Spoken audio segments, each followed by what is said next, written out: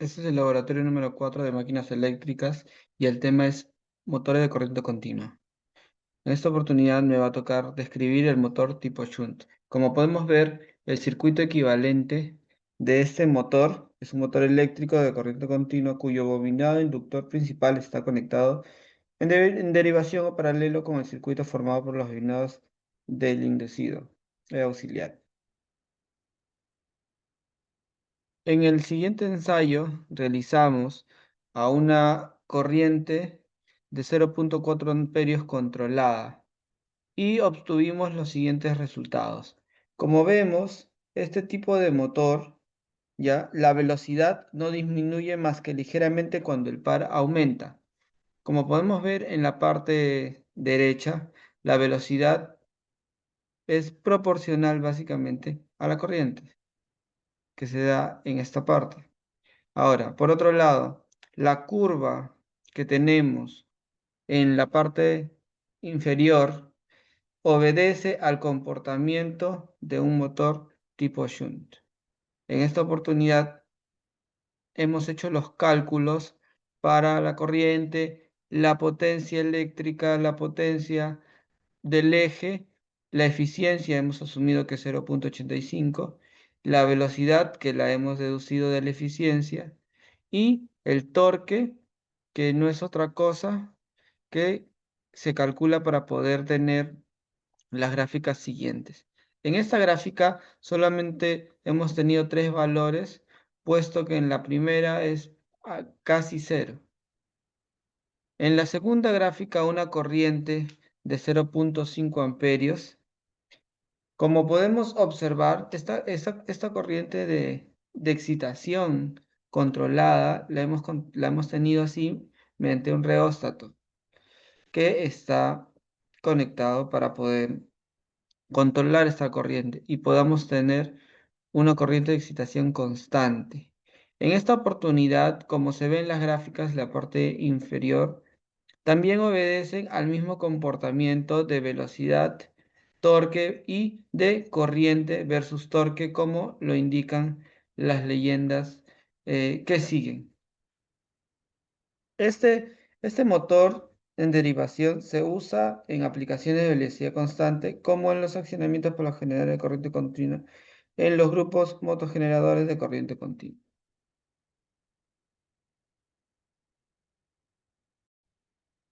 Continuando con lo expuesto por mi compañero, esta vez se va a presentar la conexión serie del motor de corriente continua.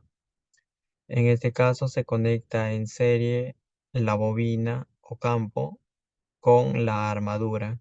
Por eso mismo la corriente está directamente proporcional con la, el flujo que genera esta bobina y por ende estaría en relación con la carga que se le conecte al motor en serie.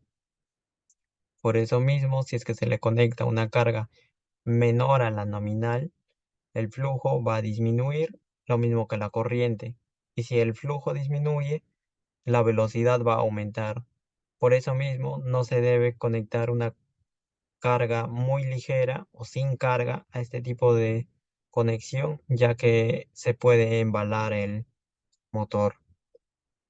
En cuanto a las características de las curvas, se va a explicar más adelante. Ahora, para la tabla de valores hallados que se realizó en el laboratorio, se puede observar que el experimento se hizo siempre con una tensión continua de 220 y lo que se hizo fue variar la corriente de armadura.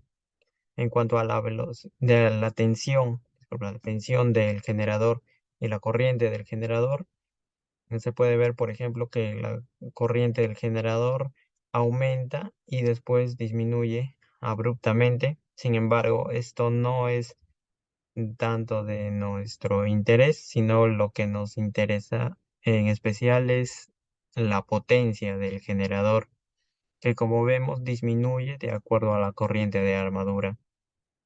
Por otro lado, podemos observar que su velocidad aumenta en cuanto a la corriente disminuye. Igualmente se puede observar que el torque de arranque, porque la corriente de 9 amperios es la nominal, el torque es demasiado grande y por eso mismo se puede decir que este tipo de conexión es útil siempre que se requiera torques muy grandes. No, 370 newtons por metro es un valor eh, enorme para este tipo de conexiones. Eh, Ahora te muestra las gráficas del motor DC. Se puede observar en estas dos gráficas que a una menor corriente de armadura, la velocidad del motor aumenta. Lo mismo con el torque. Esta vez la velocidad del motor aumenta en cuanto el torque disminuye, pero siempre considerando que el torque es muy grande respecto a los otros tipos de conexiones que se han visto y que se van a ver. Mi compañero a continuación va a presentar el motor de corriente continua de tipo compuesto. Bien, para continuar con la explicación de los ensayos, el siguiente tipo de configuración es la de compuesta larga. Y la principal característica es que las bobinas de campo están puestas en una configuración mixta. Es decir, la parte en serie que se encuentra en serie con la corriente de armadura y hay otra que está en paralelo shunt, ¿no? Lo que significa que el campo total será una combinación de ambos campos generados. Eh, Hemos tenido dos ensayos. En el primer ensayo se coloca una corriente de campo constante de 0.35 amperios y lo que se hace fue variar la carga en el rotor, y a medida que se aumenta la carga podemos ver cómo aumenta la corriente de armadura, lo que ocasionará que la velocidad disminuya y el torque aumente. Esto se observa de la misma forma para diferentes corrientes de campo, ¿no? Se observa que la corriente de armadura sube a medida que se aumenta la carga y se generan gráficas, ¿no? Para el caso del primer ensayo se tiene la gráfica de torque versus velocidad, lo cual muestra lo que se está diciendo antes, que eh, a mayor torque se tiene una menor velocidad, ¿no? Y también se puede ver que la velocidad disminuye a medida que aumenta la corriente de armadura. Bueno, en este caso es lo mismo, solo que para una corriente de campo de 0.4 constante, se cumple lo mismo que la vez pasada, que por ejemplo el RPM disminuye mientras aumenta el torque, o la velocidad disminuye cuando la velocidad, perdón, aumenta cuando se disminuye la corriente de armadura. Y bueno, la explicación de por qué existe ese pico cuando, en este caso, por ejemplo, aquí la corriente de armadura supera los 4 amperios, en este caso para 6, eh, puede darse por efectos de saturación en el núcleo, por ejemplo, ¿no? Puede ser que exista un aumento en la densidad del flujo del núcleo. Eh, Esto podría limitar que se caiga la caída de voltaje en la armadura. Y puede haber cambios en las condiciones, ¿no? Debido a que puede haber variaciones de las resistencias, ¿no? Y bueno, la siguiente configuración que se ve es la de configuración de DC tipo independiente. En este caso, la bobina de campo no está conectada en paralelo ni en serie con la armadura. En cambio, se alimenta de una fuente de alimentación separada. Y su corriente de excitación es independiente de la corriente de armadura, ¿no?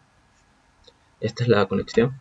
Y bueno, para esta vez tiene dos ensayos, ¿no? En el primer ensayo se tiene una corriente de excitación de 0.4 amperios y mantengo una velocidad constante de 1000 RPM. A medida que aumento la carga en el motor, se requerirá más corriente en la armadura. Vemos cómo esta sube. Para mantener el mismo nivel de velocidad, ¿no?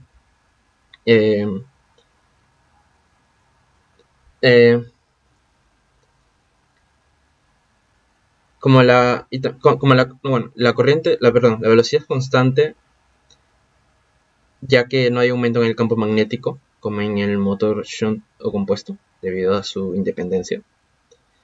Y en el segundo experimento hacemos lo mismo, solamente que para 1500 RPM. Y a medida que aumenta la carga, aumenta la corriente de armadura. Debería aumentar, ¿no? Pero la velocidad debería permanecer constante. Bueno, lo que se obtiene, lo que se espera obtener es ver una línea cuando en la traza de corriente frente a carga, en el caso de la gráfica de corriente de armadura contra torque, se esperaría ver una línea aproximadamente recta, ¿no? Ya que el torque del motor debería aumentar linealmente con la corriente de armadura, ya que el campo magnético es constante. Asimismo, la velocidad n debería permanecer constante de todo el rango de la carga. En este caso no hicimos más pruebas aquí, debido a que en el laboratorio se vio que con 1500 RPM el motor, hicimos pruebas con 1290 y vemos que no se podía llegar a este valor, y más bien aumentábamos más la carga y podíamos saturar el motor, ¿no? Por eso decidimos dejar el experimento así, pero en un caso teórico se debería observar la misma curva. Muchas gracias.